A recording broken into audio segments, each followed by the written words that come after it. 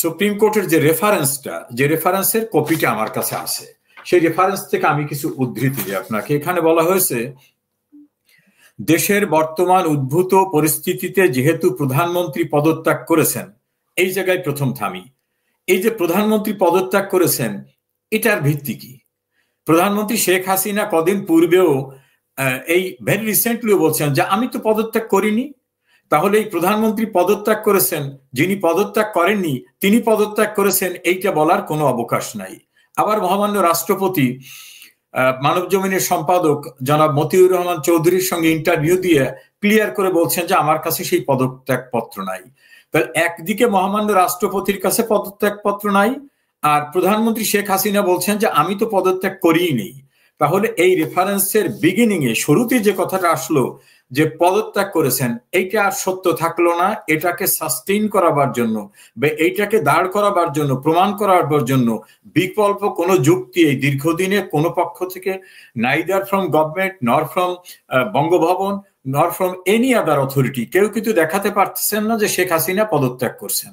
প্রথম এইটা। তারপর আসছে যে রাষ্ট্রপতি বিগত 6 আগস্ট 2024 তারিখে জাতীয় সংসদ ভেঙে দিয়েছেন।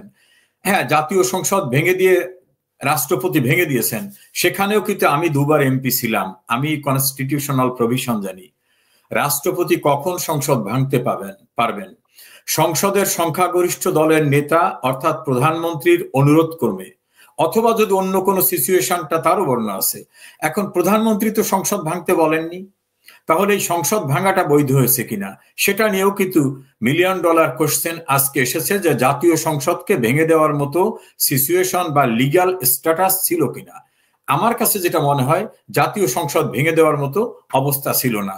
তারপরে বলছেন যে সংবিধানের 48(3) অনুচ্ছেদ অনুসারে রাষ্ট্রপতি প্রধানমন্ত্রীর পরামর্শ গ্রহণ করা সম্ভব নয় এই পরিস্থিতিতে।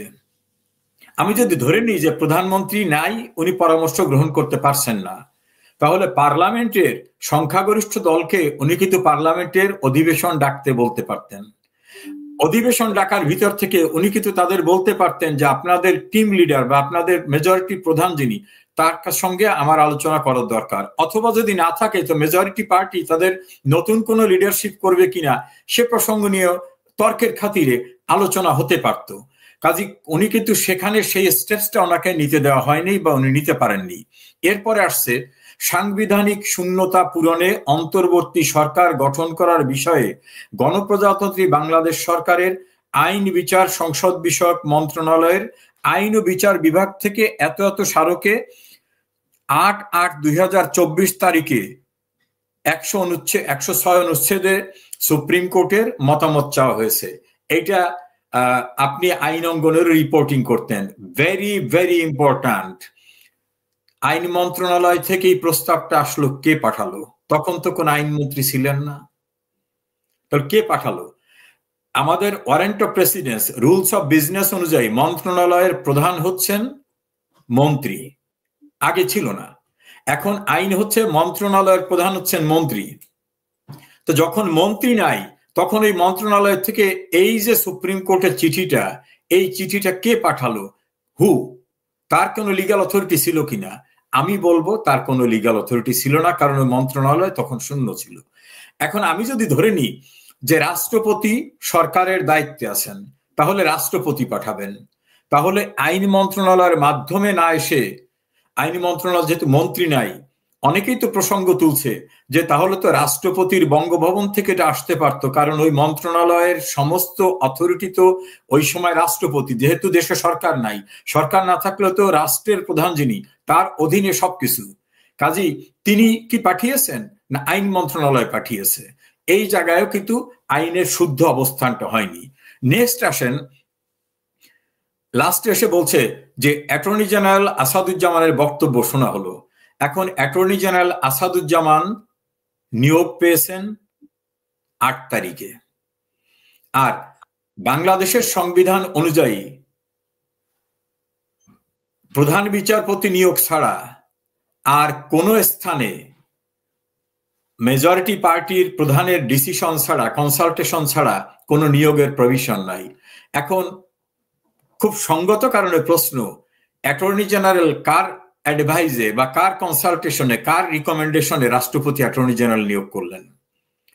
প্রশ্ন উঠেছে যে তাহলে অ্যাটর্নি জেনারেল নিয়োগের ক্ষেত্রে যে প্রভিশনটা রাখতে হবে যে রাষ্ট্রপতি শুধু এই কাজটার বাইরে আর সবটাই করতে হবে নির্বাহী বিভাগের প্রধানের পরামর্শে, তাহলে সেই মুহূর্তে যদি প্রধানমন্ত্রী অ্যাবসেন্ট থাকেন তাহলে এই অ্যাটর্নি জেনারেল নিয়োগের জন্য এই প্রস্তাবটা কে দিয়েছে? তখন তো শূন্যতা ছিল। আমি যদি শূন্যতাও ধরি তাহলে এই অ্যাটর্নি জেনারেল নিয়োগের প্রক্রিয়াটাও কিন্তু প্রশ্নবিদ্ধ হয়ে গেল। এখন যদি আমি ধরে নিই যে যুক্তির খাতিরে যে না, একজন অ্যাটর্নি জেনারেল আছেন, তিনি অ্যাপিলেট ডিভিশনের সামনে এপিয়ার করছেন, ওনার নিয়োগই হইল 8 তারিখে, নিয়োগ হওয়ার পরে ওনাকে কখন চিঠি দেওয়া হলো, উনি কখন ফুল কোর্টে গেলেন?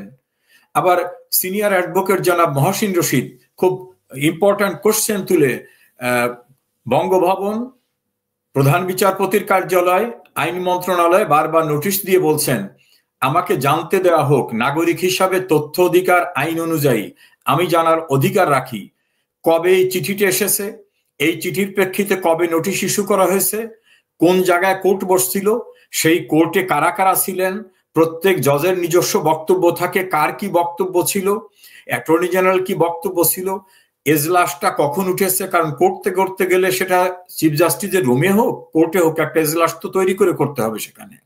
তাহলে এইটার আজ পর্যন্ত তিনি কোনো জবাব পাননি এবং তিনি খুব ক্লিয়ার করে বলছেন যে জবাব যখন দেননি তখন ধরে নিতে হবে যে এ জাতীয় প্রক্রিয়া সম্পন্ন না হওয়ার কারণেই তারা আমাকে কোনো কাগজ দিচ্ছেন না, তথ্য অধিকার আইন অনুযায়ী আমি যেটা পেতে পারি সেটা আমাকে দিচ্ছেন না। ফলে সেই প্রশ্নটা প্রশ্নবিদ্ধ রয়ে গেছে। নেক্সট ইম্পর্টেন্ট পার্টটা হলো রেফারেন্সে বলছেন এমত অবস্থায় গণপ্রজাতন্ত্রী বাংলাদেশের সংবিধানে অন্তর্বর্তীকালীন সরকার গঠনের কোনো বিধান না থাকায় উল্লেখিত প্রশ্নের বিষয়ে বাংলাদেশের সংবিধানের 106 অনুচ্ছেদের প্রদত্ত উপদেষ্টামূলক এখতিয়ার প্রয়োগ করে সুপ্রিম কোর্টের আপিল বিভাগে মতামত প্রদান করছে। এখন আপিল বিভাগ কিন্তু কনস্টিটিউশনের ঊর্ধ্বে না, কেউই কিন্তু কনস্টিটিউশনের ঊর্ধ্বে না। কনস্টিটিউশনে যে প্রভিশন নাই, উনি কিভাবে উপদেশ দিয়ে বলেন যেটা সংবিধানে নাই সেটা গঠন করো? এখন যদি অ্যাপিলেট ডিভিশন অর্থাৎ ফুল কোর্ট যদি এই ডিসিশন দিয়ে থাকে তাহলে এই ডিসিশন কিন্তু লিগাল হলো? প্রশ্ন হবে না, কারণ সংবিধানে ওনরাই বলতেছেন সংবিধানে যে বিধান নাই। তো সংবিধানে বিধান নাই সেরকম ভাবে একটা সরকার গঠন করার এখতিয়ার ওনরা দিয়েছেন কিনা। কিন্তু এখানে বারি ভাই আপনি দীর্ঘদিন ল রিপোর্টিং করছেন, সুপ্রিম কোর্টের এই রেফারেন্সে একটা ভেরি ইম্পর্টেন্ট শব্দ আছে, অন্তর্বর্তীকালীন ব্যবস্থা হিসাবে প্রধান উপদেষ্টা ও অন্যান্য উপদেষ্টা নিয়োগ করতে পারবেন। ওনারা কিন্তু কোথাও বলেনি যে অন্তর্বর্তীকালীন সরকার গঠন করতে পারেন, বলছেন অন্তর্বর্তীকালীন ব্যবস্থা হিসাবে প্রধান উপদেষ্টা অন্যান্য উপদেষ্টা নিয়োগ করতে পারবেন।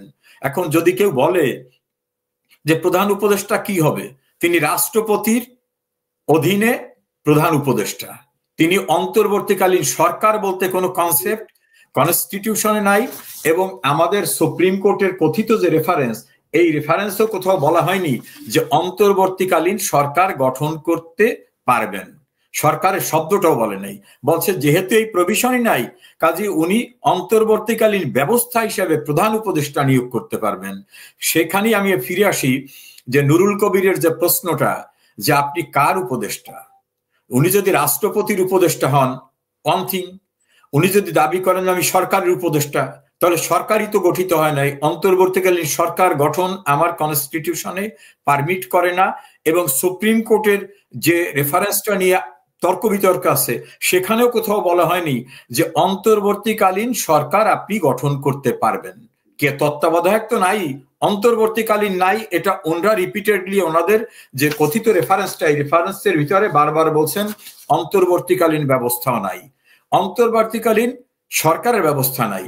তাহলে এই ডক্টর ইউনূস সহ অন্যান্য যারা শপথ নিয়েছেন তারা কোনো সরকারের কেউ না, তারা রাষ্ট্রপতির উপদেষ্টা হিসাবে রাষ্ট্রপতি কিন্তু নিয়োগ দেওয়ার এখতিয়ার আছে, রাষ্ট্রপতি রাষ্ট্রের প্রধান, তাহলে ওনরা তার উপদেষ্টা হতে পারেন। তাহলে তার উপদেষ্টা হলে রাষ্ট্রের এক্সিকিউটিভ অথরিটিকে, সেই আঙ্গিকে যদি বলি তাহলে রাষ্ট্রের এক্সিকিউটিভ অথরিটি মহামান্য রাষ্ট্রপতি, কারণ তার অধীনে ওনরা উপদেষ্টা। এই বিষয়গুলো আমাকে অনেকে জিজ্ঞাসা করেছেন, আমি সেখানে এই লিগ্যাল স্ট্যাটাসটাকে ব্যাখ্যা করেছি। ফলে রাষ্ট্রপতি যদি কোনো সিদ্ধান্ত না দেন, তাহলে সেই ক্ষেত্রে তার অ্যাডভাইজার হিসাবে ওনরা এক্সিকিউটিভ পাওয়ার এক্সারসাইজ করতে পারেন না। এই জায়গাটাকে আমি থেমে বলবো যে সরকার প্রধান হিসাবে দাবি করে ডক্টর ইউনূস এবং তাদের লোকেরা যেসব বিষয়গুলি করছেন, আইনের ব্যাখ্যা করা হলে তারা কেউ সরকারের অংশ না, তারা রাষ্ট্রপতির অ্যাডভাইজার। কাজে রাষ্ট্রপতি কোনো ডিসিশন দিলে সেটা হবে লিগ্যাল এক্সিকিউটিভ ডিসিশন। এর বাইরে ওনাদের স্ট্যাটাস কনস্টিটিউশনে টোটালি শূন্য। এবং শপথ নেওয়ার ক্ষেত্রেও শপথের যে বাক্যটা ছিল সেই বাক্যের ভিতরে আমি খোঁজ নিয়ে দেখেছি, সেখানে কিন্তু অন্তর্বর্তীকালীন সরকার শব্দটা নাই। লেখা আছে, আমি উপদেষ্টা হিসাবে শপথ গ্রহণ করিলাম, সংবিধানকে সংরক্ষণ করব, সংবিধানকে মেনে চলবো, সংবিধানের বাইরে যাব না, এই কথাগুলি। তাহলে তো রাষ্ট্রপতি হচ্ছে সংবিধানের সর্বোচ্চ সংরক্ষক, সুপ্রিম কোর্ট সংবিধানের ব্যাখ্যা দানকারী।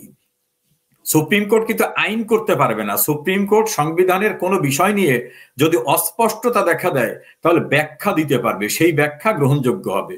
তো সুপ্রিম কোর্টই বলতেছে যে অন্তর্বর্তীকালীন সরকারের কোনো বিধানই নাই। তো যেখানে বিধান নাই সেখানে ওনার ব্যাখ্যা দেওয়ার উপদেষ্টার সুযোগটা কোথায়? ফলে আজকে বাংলাদেশ যারা পরিচালনা করছেন সরকার দাবি করে, অন্তর্বর্তীকালীন সরকার দাবি করে, তাদের কৃতকর্মটাকে ভয়েড ইনএভিশন একটা শব্দ আছে, অর্থাৎ শুরুতেই যেটা বাতিল সেইটার কৃতকর্ম কিন্তু বাতিল হয়ে যাবে। এ হচ্ছে বর্তমানে লিগ্যাল স্ট্যাটাস কেয়ারটেকার গভর্নমেন্টের অ্যাজ পার ল। এই যে অ্যাডভোকেট মহসিন রশিদ যে প্রশ্নটা উত্থাপন করলেন, সেই প্রশ্নটার তো কোনো জবাব আসলো না, তাহলে সরকারের ভিত্তিটা কি? মহসিন রশিদ তো কয়েক দফা বিভিন্ন টেলিভিশন এবং টকশোতে বলছেন যে তাদের যদি সাপোর্টিং কোনো ডকুমেন্ট থাকতো তাহলে আমাকে দেবে না কেন? এটা তো অতি গোপনীয় কূটনৈতিক বিষয় না, অতি গোপনীয় সরকারের নিরাপত্তা বিষয় না, এটা খুব করেসপন্ডেন্স, এটা পাবলিক ডকুমেন্টস। তা পাবলিক ডকুমেন্টস কেন দিচ্ছে না? তারপর আরেকটি প্রসঙ্গ আসছে যে এত তড়িঘড়ি করে কিভাবে সবকিছু সম্ভব হলো, এবং যে ডকুমেন্টটি বাইরে আসছে উনি বারবার বলতেছেন যে এখানে জজ সাহেবদের স্বাক্ষর নামটা লেখা আছে। উনি বলতেছেন যে তারা যদি সত্যি স্বাক্ষর করে থাকে তাহলে এটা সলভ হতে পারে, সেই স্বাক্ষর সম্বলিত কাগজ দেখাতে সমস্যাটা কোথায়? উনি গণভবনে নোটিশ, বঙ্গভবনে নোটিশ দিয়েছেন, আইন মন্ত্রণালয়ে নোটিশ দিয়েছেন, মাননীয় প্রধান বিচারপতির রেজিস্ট্রার জেনারেলকে দিয়েছেন, প্রধান বিচারপতির আলাদাভাবে দপ্তরকে দিয়েছেন, কেউ রেসপন্স করতেছে না। অর্থাৎ ওই যে গ্রাম্যটা কথা আছে, ডালমেকুস কালা হয়, কোনো সমস্যা এখানে আছে, না থাকলে এটা প্রকাশ করতে ক্ষতিটা কি? এটা তো গোপনীয় কোনো বিষয় না।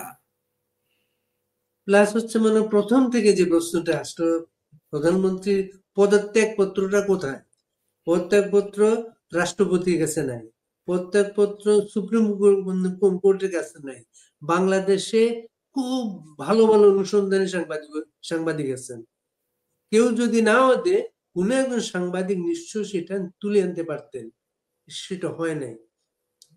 এই বাংলাদেশ মনে করেন সামরিক অভ্যুত্থান হয়েছে বিভিন্ন সময়, সামরিক শাসন ছিল বিভিন্ন সময়, পরবর্তীতে সংসদে গিয়ে এর কার্যক্রম গুলোকে পাশ করা হয়েছে, বৈধতা দেওয়া হয়েছে। তার আগে পর্যন্ত কোনো বৈধতা ছিল না। এই সরকারও কি সেই রকম বৈধতার অপেক্ষা করছে?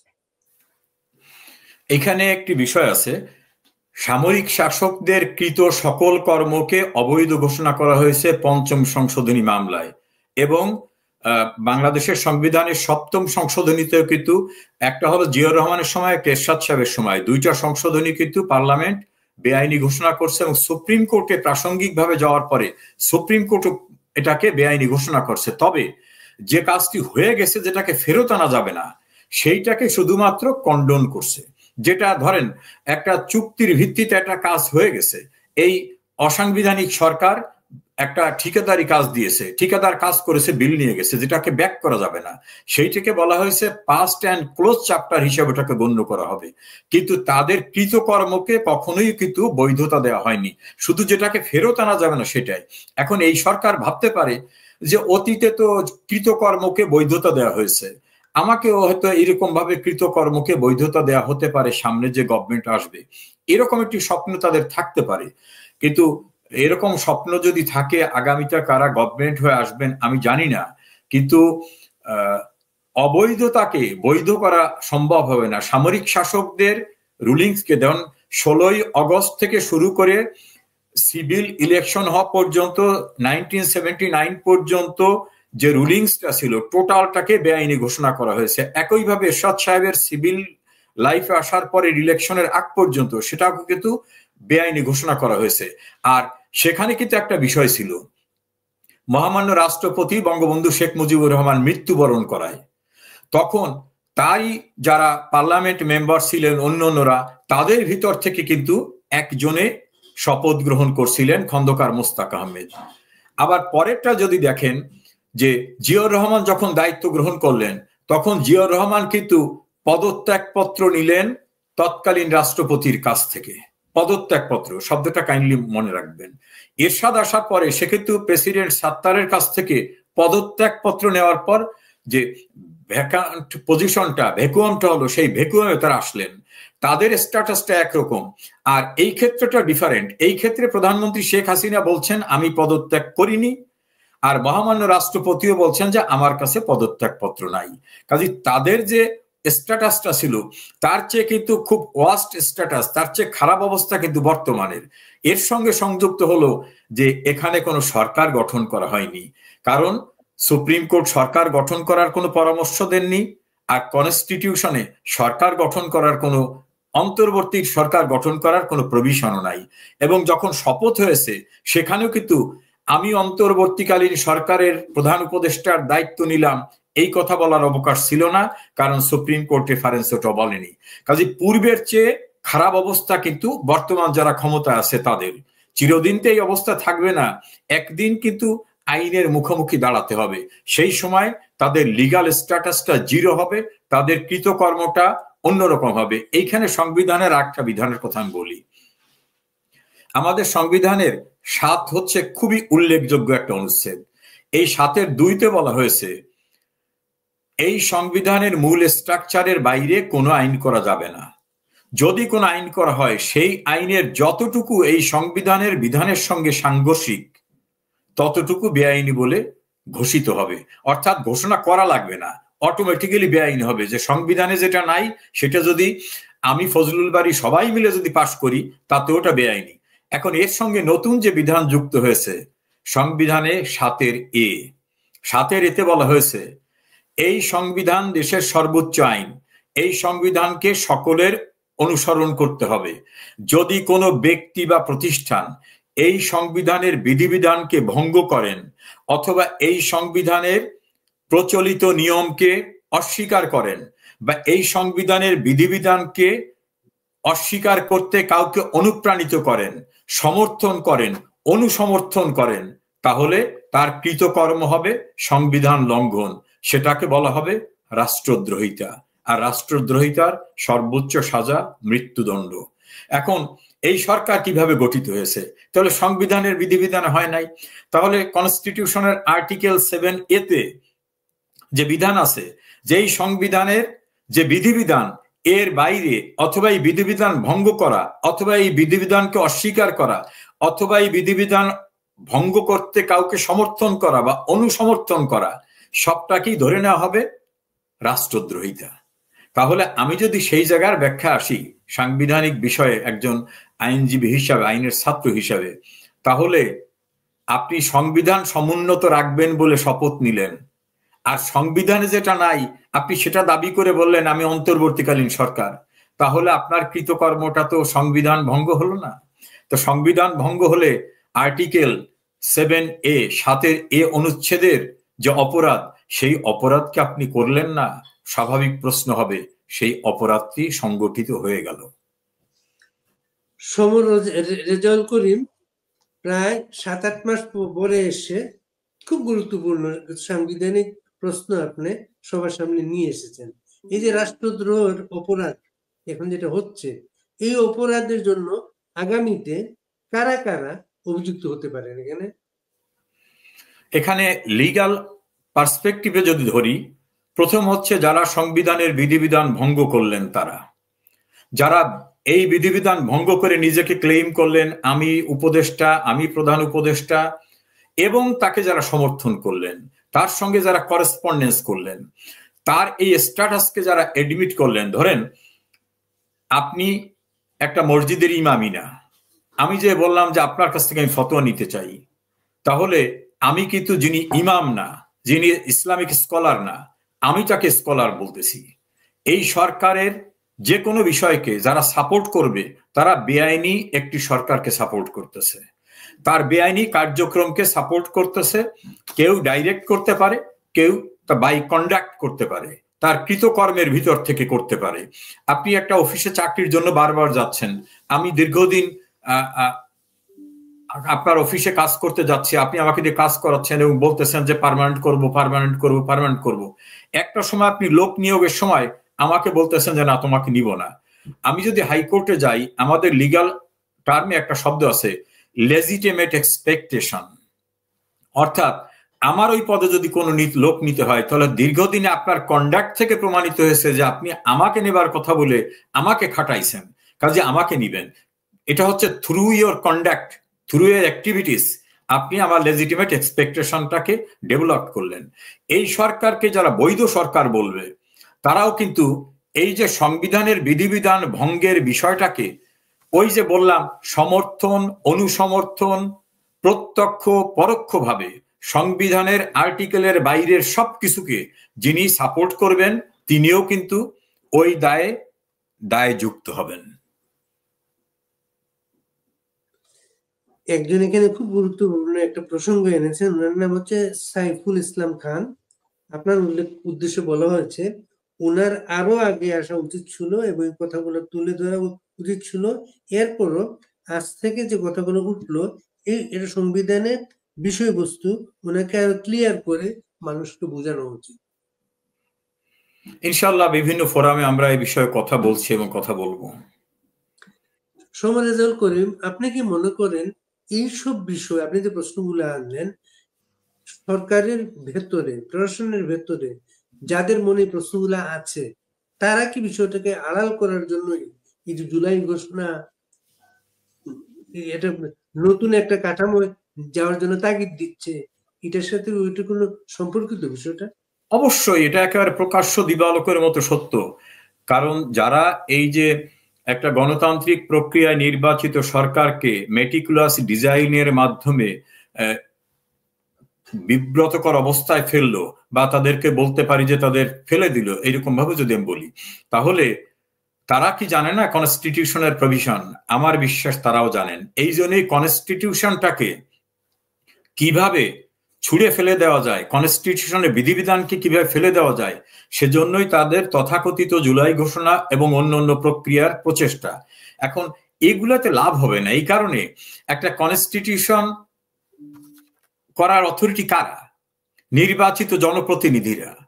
আমাদের কনস্টিটিউশনটার প্রথম কিন্তু ছিল যেটা, আমাদের যারা ৭০ সালের নির্বাচনে পার্লামেন্টের ২টা ফোরামে যারা নির্বাচিত ছিলেন, তাদের ভিতর থেকে একটা ডিক্লারেশন আসছিল, একটা অর্ডিন্যান্স হচ্ছিল যে যতক্ষণ কনস্টিটিউশন তৈরি করা না হয় ততক্ষণ এই অধ্যাদেশের ভিত্তিতেই পরিচালিত হবে। সেটা ছিল অন্তর্বর্তীকালীন ব্যবস্থা। তারপরে কিন্তু একটা ইলেক্টেড বডি কিন্তু কনস্টিটিউশন ফর্ম করার জন্য একটা অথরিটি করলেন, তারপর পার্লামেন্টে গেল, নিয়ম কানুন অনুসরণ করে সমস্ত কিছু করে পার্লামেন্ট সেটাকে পাশ করলো। কাজী আপনি রাস্তায় জন ২০ লোক দাঁড়িয়ে বা ১০ লাখ লোক দাঁড়িয়ে আপনি বললেন যে বাংলাদেশের সংবিধানকে ফেলে দিলাম, আমরা আজ থেকে জুলাই ঘোষণাকেই কনস্টিটিউশন হিসেবে গ্রহণ করলাম, এটা গায়ের জোরে করতে পারেন, ক্ষমতার জোরে করতে পারেন, কিন্তু এর কিন্তু আইনগত কোনো ভিত্তি নাই। পৃথিবীর কোনো দেশে এইভাবে একটা ডেমোক্রেটিক গভর্নমেন্টকে ফেলে দেওয়ার পরে দীর্ঘদিন সংবিধানের অধীনে রাষ্ট্র চলবে, যারা রাষ্ট্র পরিচালনা করছেন তারা ওই সংবিধানের অধীনে শপথ নেওয়ার পরে সুবিধা মতো সময় ১০ মাস পরে এসে বলবেন যে আমরা এখন এই সংবিধান মানি না। এটা তো গ্রামের বলে চাড়াবাটি খেলার মতো জিনিস না। আর সংবিধানকে মানি না এই কথা বলার কনসিকুয়েন্সটা কি হবে সেটাও মাথায় রাখবেন। আমাদের আইন উপদেষ্টা আসিফ নজরুল সাহেবকে একজনের প্রশ্ন করেছিলেন যে আপনারা যে এই যে বলতেছেন যে আপনার সরকারের অংশ, আপনাদের ভিত্তিটা কি? উনি, আমি যতটুকু ওনাকে দেখেছিলাম, উনি হঠাৎ একটা বিব্রতকর অবস্থায় বলেন, এই যে আন্দোলন হয়েছে, আন্দোলনের জনগণের মতামত, এটাই তো আমাদের ভিত্তি।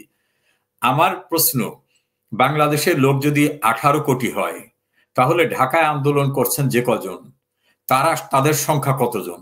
তাহলে আপনি কতজনের ম্যান্ডেট পেয়েছেন? ঢাকায় যদি ধরে নি যে 10 লাখ লোক হয়েছে, না ঢাকায় যদি 1 কোটি লোক হয়, ধরে নি আমি কথার কথা, তাহলে 18-19 কোটি লোকের ভিতরে আপনি 1 কোটি লোক আপনাকে ক্ষমতায় বসাতে চেয়েছে, এটা কি আপনার বক্তব্য গ্রহণযোগ্য হবে? এখানে প্রণিধানযোগ্য, ওনারা কেউ আন্দোলনের সময় বলেন নাই যে আমরা সরকার বদলাবার জন্য আন্দোলন করছি। ওনারা কোটা নিয়ে আন্দোলন করছেন, সে কারণে ওনাদের কোটা আন্দোলনের অনেক সংগঠকরা এখন বলতেছেন যে আমাদের তো বলা হয়নি যে সরকার গঠন করে ওনারা উপদেষ্টা হবেন, ওনারা ক্ষমতা ভোগ করবেন, ওনারা চাঁদাবাজি করবেন। এইটা জানলে তো এদের সঙ্গেই আমরা আসতাম না। এটা হলো এক। নাম্বার 2 হচ্ছে, গঠন করার জন্য যে প্রসিডিউরটা, সেই প্রসিডিউরটা এখানে যেটা লিগ্যাল স্ট্যাটাসটা, সেই লিগ্যাল স্ট্যাটাসকে ডাবল চেঞ্জ করা যাবে না। আপনি যদি বিগিনিং এই বলতেন যে না আমরা এই সংবিধান মানি না, কোনো কিছু মানি না, ইত্যাদি ইত্যাদি, আমরা নতুন করে একটা বিপ্লবী সরকার গঠন করব, সেটা নিয়ে আলাদা কথা বলতে পারতেন তারা। সেই জায়গাটাও কিন্তু তাদের নাই। কাজেই ওনারা কিন্তু এখন এত মাস পরে এসে নতুন করে বলে আমরা একটা জুলাই প্রোক্লামেশন দেব, এই প্রোক্লামেশন দেওয়ার অথরিটি ওনাদেরকে কে দিয়েছে? ওনাদের তো কোনো লিগাল স্ট্যাটাস ওনাদের নাই। ওই জুলাই প্রোক্লামেশন বলুক, আত্মরক্ষার প্রোক্লামেশন বলুক, ইনডেমনিটি বলুক, এইটা কখনোই কিন্তু স্থায়ী কোনো রূপ লাভ করবে না। যতক্ষণ ক্ষমতা আছে ততক্ষণ চেষ্টা করবেন। ওরা ইলেকশন কমিশনের সামনে গিয়ে 200 লোকও খুঁজে পায় না। পহেলা বৈশাখ উদযাপনের বিশাল আয়োজন, সামনে ক্যামেরাম্যান এবং টেলিভিশনের সাংবাদিকরা যে পরিমাণ, দর্শক শ্রোতাও সে পরিমাণে নাই। কাজী এই সংবিধান ভঙ্গ করার মতো দুঃসাহসী ভূমিকায় যারা যাবেন, তাদের এই খারাপ বুদ্ধিতে যারা যাবেন, সবাই মিলে কিন্তু কাঠগড়ায় দাঁড়াবেন। এবং কাঠগড়ায় যে দাঁড়াতে হয় সেটা কিন্তু বঙ্গবন্ধু হত্যার পরে দীর্ঘদিন পরেও কিন্তু প্রমাণিত হয়েছে যে পরিত্রাণ কিন্তু হয় না, দর্প কিন্তু চূর্ণ হয়ে যায়। মিনহাজ আশরাফি বলে একজন একটু প্রসঙ্গ এনেছিলেন, তাহলে কি রাষ্ট্রপতি কি সংবিধান লঙ্ঘন করেছেন? কারণ উনি তো শপথ পাঠ করিয়েছেন, আর রাষ্ট্রপতিকে কি জোরপূর্বক শপথ পাঠ করতে বাধ্য করা হয়েছে? আপিল বিভাগের 7 বিচারপতিকে প্রত্যেকে বাধ্য করার শাস্তি কি হতে পারে? দেখুন, মহামান্য রাষ্ট্রপতির যে রেফারেন্সটা, সেই রেফারেন্সটাকে যদি আমি ধরে নিই, যেটা রিয়েল একটা রেফারেন্স পাঠাইছেন, সেখানে কিন্তু আমাদের সুপ্রিম কোর্ট বলছেন অন্তর্বর্তীকালীন ব্যবস্থা করার জন্য। তার মহামান্য রাষ্ট্রপতির তো নিজের উপদেষ্টা থাকতে পারে, তার মিলিটারি সেক্রেটারি আছে, তার সচিব আছে, তাকে অ্যাডভাইস করার জন্য তার অ্যাডভাইজার নিতে পারেন। সেখানে কিন্তু মহামান্য রাষ্ট্রপতি এই দায়ের বোঝাটা তার উপর আসবে না, এই কারণে তিনি তো কনস্টিটিউশনের বাইরে গিয়ে কিছু করেন না। এক। নাম্বার 2 হচ্ছে, সুপ্রিম কোর্টের যে সকল বিচারপতিদের নাম ব্যবহার করে বলা হচ্ছে যে তারা এই রেফারেন্স পাঠিয়েছেন, তাদের কাছে রেফারেন্স পাঠিয়েছে এবং তার প্রেক্ষিতে তারা জবাব দিয়েছেন। আমরা উদ্ভূত পরিস্থিতিটাকে যদি ধরি, সেনাবাহিনীর পক্ষ থেকে যখন অফিসিয়াল স্টেটমেন্ট দিয়ে বলা হচ্ছে যে বাংলাদেশের মাননীয় প্রধান বিচারপতি জনাব ওবায়দুল হাসান, জ্যেষ্ঠ বিচারপতি জনাব এম এনায়েতুর রহিম ক্যান্টনমেন্টে নিরাপত্তার জন্য আশ্রয় নিয়েছিলেন, তারা কবে সেখান থেকে বেরিয়ে আসছেন এই কথাটা কিন্তু ক্যান্টনমেন্ট থেকে যে প্রেস রিলিজ দেওয়া হয়েছে সেখানে নেই। এখন অতীতে তো এমনও দেখছি, আবু সাদাত মোহাম্মদ সায়েমকে জেনারেল জিয়াউর রহমান বুট পায়ে দিয়ে পিস্তল ধরে বলছিল সাইন ইট। এখন কি ঘটেছে সেটা কিন্তু তখন আমরা জানিনি।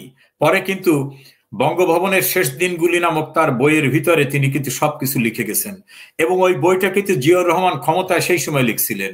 যদিও পরবর্তীতে বইগুলো বাজার থেকে তুলে নেওয়া হয়েছে, আবার প্রিন্টারকে দিয়ে ওই পার্টটাকে বাদ দেওয়া হয়েছে, কিন্তু মূল বইটা তো অনেক জায়গায় অনেক কিছু রয়ে গেছে। আদৌ রেফারেন্স হয়েছিল কিনা, আদৌ এই বিচারপতিরা বসেছিলেন কিনা, সেই প্রশ্নের জবাব কিন্তু মহাসিন রশিদের আবেদনের প্রেক্ষিতে আজ পর্যন্ত একটা স্টেটমেন্ট আকারে নাইদার ফ্রম সুপ্রিম কোর্ট, নর ফ্রম বঙ্গভবন, নর ফ্রম মিনিস্ট্রি অফ ল দিচ্ছে। কাজী এর ভিতরে অনাকাঙ্ক্ষিত অস্বচ্ছ কিছু থাকতে পারে, সময় হলে নিশ্চয়ই সেটা পরিষ্কার হবে, তখন সে অনুযায়ী হয়তো ব্যবস্থা হবে। আরেকজন লিখেছেন এখানে, এই যে আইনগত প্রশ্ন এই সরকারের, এই প্রশ্ন থেকে মুক্তির জন্য এখন আশু ব্যবস্থাটা কি? রাষ্ট্রপতি কি উপদেষ্টা পরিষদ বাতিল করতে পারেন, বা রাষ্ট্রপতিকে এই পরামর্শটা কে দিবেন? এখানে মহামান্য রাষ্ট্রপতিকে এখন পরামর্শ দেওয়ার কেউ এই মুহূর্তে দেশের ভিতর দৃশ্যমান নাই থাকলেও প্রধানমন্ত্রীকে তো অবশ্যই পাওয়া যাচ্ছে। মাননীয় প্রধানমন্ত্রী তো বিভিন্ন ফোরামে কথা বলতেছেন, তাকে দেশে কথা বলতে দেওয়া হবে না এই অসাংবিধানিক সরকার তেমন একটা নোটিফিকেশন দিয়েছেন, যদিও এটা আনকনস্টিটিউশনাল। কারণ কনস্টিটিউশনের আর্টিকেল 31-এ পরিষ্কারভাবে বলা হয়েছে মত প্রকাশের অধিকার থাকবে। এখন মহামান্য রাষ্ট্রপতি কিন্তু প্রধানমন্ত্রীর কাছ থেকে অ্যাডভাইসও নিতে পারেন। আবার মহামান্য রাষ্ট্রপতি স্বীয় বিবেচনায় কিন্তু, যেহেতু এই উপদেষ্টা মণ্ডলী তিনি নিয়োগ করেছিলেন, নিয়োগ কিন্তু তার, কাজে তিনি এই উপদেষ্টা মণ্ডলী বাতিল করতে পারেন। তার কারো কাছ থেকে আলাদা কোনো সাজেশন দেওয়ার দরকার নাই, কারণ এটা মন্ত্রী পরিষদ না। মন্ত্রী পরিষদ হলে প্রধানমন্ত্রীর সাজেশন অনুযায়ী, প্রধানমন্ত্রীর লিস্ট অনুযায়ী মহামান্য রাষ্ট্রপতি তাদের মন্ত্রী হিসাবে নিয়োগ করেন ইত্যাদি ইত্যাদি। কিন্তু এখানে যেহেতু উপদেষ্টা মণ্ডলী, কাজে এটা এক্সক্লুসিভলি কারো অ্যাডভাইজে নিয়োগ হয় নাই, এটা করছেন রাষ্ট্রপতি। মহামান্য রাষ্ট্রপতি যে কোনো সময় তার এখতিয়ার রয়েছে এই উপদেষ্টা মণ্ডলীকে বাতিল করার। মাননীয় প্রধানমন্ত্রীকে কারা জোরপূর্বক বাংলাদেশের বাইরে নিয়ে গেছিল সেটা সবাই জানেন। রাষ্ট্র কি এখন তাদের কাছে এ ব্যাপারে কৈফিয়ত চেয়ে তাকে ফেরত আনার কথা বলতে পারে? সবকিছুই করা সম্ভব, কিন্তু এই মুহূর্তে যারাই কথা বলতে চাচ্ছে তাদেরকে তো অবরুদ্ধ করে রাখা হচ্ছে। যে একটু ন্যায়ানুগ কথা বলে, শমশের মবিন চৌধুরী, মহান মুক্তিযুদ্ধের খেতাবপ্রাপ্ত একজন বীর মুক্তিযোদ্ধা, তিনি পররাষ্ট্র সচিব ছিলেন, পরে একটা পার্টি করেছেন। কেন তিনি শক্ত কথা বললেন, তাকেও দীর্ঘদিন কারাগারে থাকতে হয়েছে। কাজে এখন কথা যেই বলবে তাকে কিন্তু কারাগারে যেতে হবে। যেমন ধরেন মেজর জেনারেল জিয়াউল হাসান, তিনি কারাগারে আছেন, তাকে বলা হয় আয়নাঘর প্রস্তুতের কারিগর। আর তার পক্ষ থেকে তার আইনজীবী বারবার বলতেছেন এবং জিয়াও বলতেছেন যে তিনি কোনোদিন ডিজিএফআই এর কথিত আয়নাঘর নাকি ডিজিএফআই এর অধীনে, আমি জানি না এরকম আয়নাঘর বিষয়ে, তো ডিজিএফআই তো উনি কোনোদিন চাকরি করেন না, ডিজিএফআই তো ওনার কোনো পোস্টিংও ছিল না।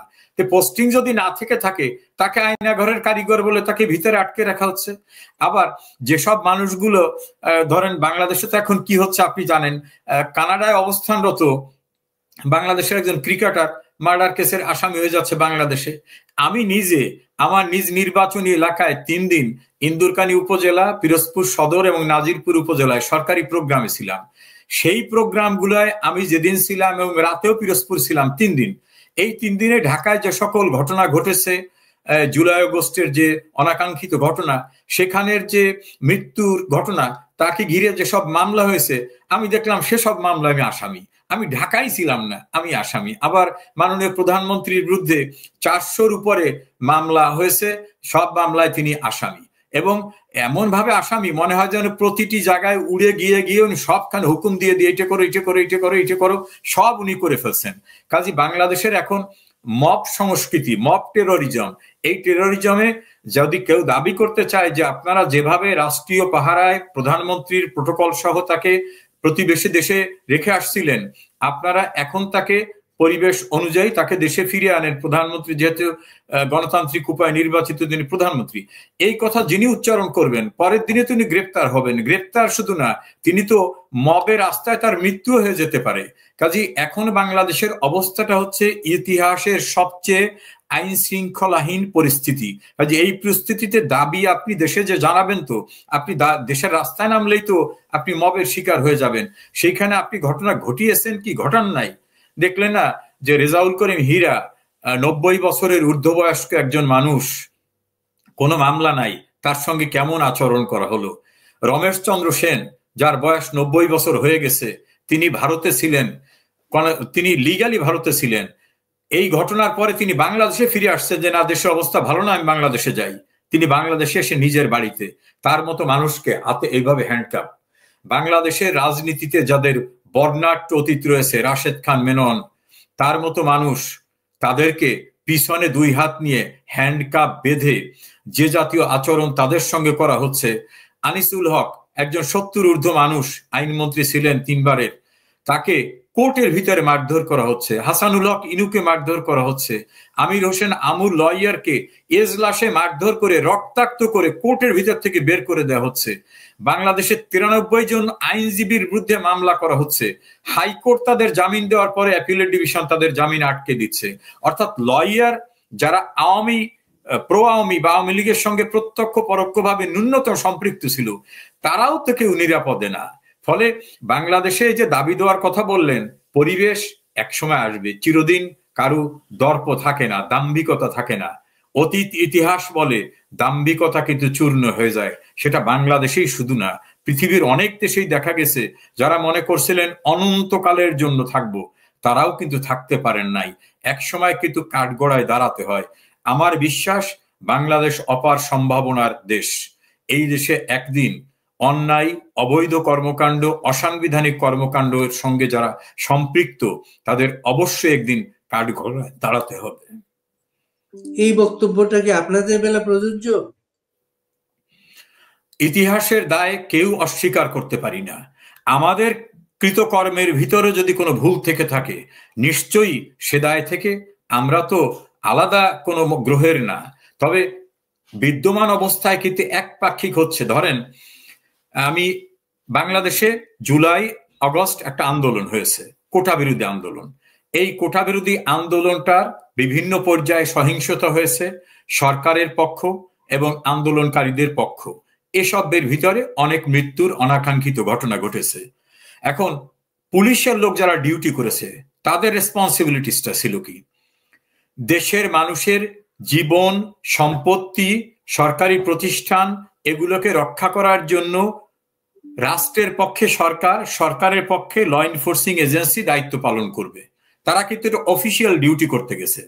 এখন যদি যাত্রাবাড়িতে কোনো পুলিশ টিম দেখে যে তাদের লোকদের মেরে ঝুলিয়ে রাখা হচ্ছে এবং তাদেরকেও ধরতে আসতেছে, যদি কেউ দেখে যে পদ্মা সেতুর মতো এত বড় প্রতিষ্ঠানকে ভেঙে চুরমার করে দেওয়া হচ্ছে, মেট্রো রেলকে ভাঙা হচ্ছে, বিটিভি ভবনকে আগুন দিয়ে হচ্ছে, তখন রাষ্ট্রীয় সম্পত্তি রক্ষার জন্য যে মব যারা এই অবৈধ কাজটা করতেছে, তাদের দ্বারা নিজেও যদি আক্রান্ত হওয়ার অবস্থা বোধ করে যে আমাকেও মেরে ফেলবে, তখন কিন্তু তার সেলফ ডিফেন্স, যেটা আত্মপক্ষ সমর্থনের, তাহলে কিন্তু তিনিও অ্যাকশনে যেতে পারবেন। এখন এই সরকার এসে একটা নোটিফিকেশন দিয়ে বলল, মবের হাতে যে সকল পুলিশ মারা গেছে বা অন্যান্য ল এনফোর্সিং এজেন্সির মেম্বার মারা গেছে, ম্যাজিস্ট্রেট মারা গেছে, অথবা যে সকল থানাগুলি পুড়িয়ে দেওয়া হয়েছে, নির্মম ভাবে গর্ভবতী পুলিশ কনস্টেবল থেকে শুরু করে পথচারীদের মারা হয়েছে, আওয়ামী লীগ বা অন্যান্য দলের লোকদের মারা হয়েছে, তারা বিচার চাইতেই পারবে না। তারা থানায়ও মামলা করতে পারবে না, কোর্টেও মামলা করতে পারবে না।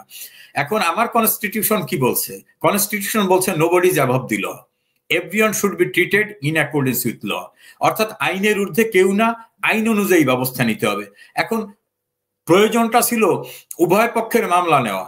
মামলা নিয়ে কোর্টে প্রমাণিত হবে যে পুলিশ যতটুকু ফোর্স অ্যাপ্লাই করা দরকার ছিল তার চেয়ে বেশি করেছে কিনা, সে কি আত্মপক্ষ সমর্থন বা রাষ্ট্রীয় সম্পত্তি বা মানুষের জীবন রক্ষায় গুলি করেছে কিনা। যদি করে থাকে তাহলে তার সেলফ ডিফেন্স আছে, যদি না থাকে সে অপরাধী হবে। কিন্তু তারা মামলাই করতে পারবে না, বিচারই চাইতে পারবে না। যেসব থানায়, সিরাজগঞ্জে আপনি দেখছেন বিভৎস দৃশ্য, সেখানে একজন কনস্টেবল সে চিৎকার করে বলতেছিল আমার গর্ভে বাচ্চা আছে, আমাকে মারবেন না, তাকেও আটকাই রেখে পোড়াই দেওয়া হয়েছে।